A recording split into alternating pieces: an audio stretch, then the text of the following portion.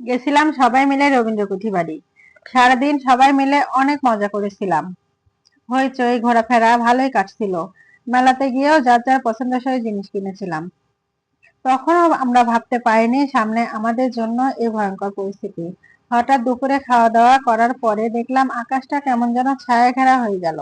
আকাশের রং পাল্টে গেল। তৎক্ষণাৎ আমরা সবাই মিলে গুছিয়ে নিচ্ছিলাম বাড়ির দিকে রওনা হব বলে, কিন্তু রাস্তায় যে এত বড় বিপদ ওর পেতে রয়েছে বুঝতেই পারিনি। পিকনিকের সব জিনিসপত্র গুছিয়ে যার যার মতো সেই রওনা দিলাম আমাদের গাড়ির দিকে। রাস্তায় বের হতেই প্রচন্ড রকমের ঝড়। মনে হচ্ছিল জিনিসপত্র সহ আমাদেরই উঠিয়ে নিয়ে যাবে। মুহূর্তে চতুর্দিকে ধুলায় অন্ধকার হয়ে গেল। যে যার মতো দৌড়াতে লাগলো।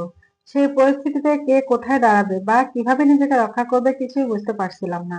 চারদিকে শুধু ধুধু মরুভূমির ধুলা আর লোকজনের চিৎকার। এরপর কথাতেই আছে রাখে আল্লাহ মালিকে।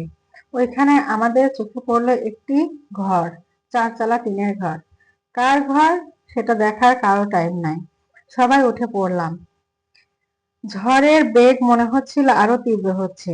সবাই দৌড়াদৌড়ি করছে, আমিও করছিলাম। আর আমার প্রিয় মানুষটার হাত শক্ত করে ধরে রেখেছিলাম। ওও আমার হাত শক্ত করে ধরে আছে, তবুও যেন আমি কাঁপছি। ঝড় এভাবে চললো আধা ঘন্টা খানেক। এরপর আস্তে আস্তে শান্ত হতে থাকলো। পরিস্থিতি সামলে নিয়ে আমরা আল্লাহর রহমতে ভালো ভালো বাড়ি ফিরে এসেছিলাম। আসলে কিছু কিছু স্মৃতি, কিছু কিছু ঘটনা কখনো ভোলা যায় না।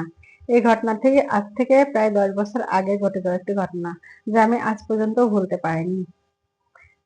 ভিডিওটি কেমন লাগলো কমেন্টে সবাই জানাবেন। গল্পটি যদি ভালো লাগে থাকে তাহলে লাইক, কমেন্ট ও শেয়ার করে আমার পাশে থাকবেন। আল্লাহ হাফেজ।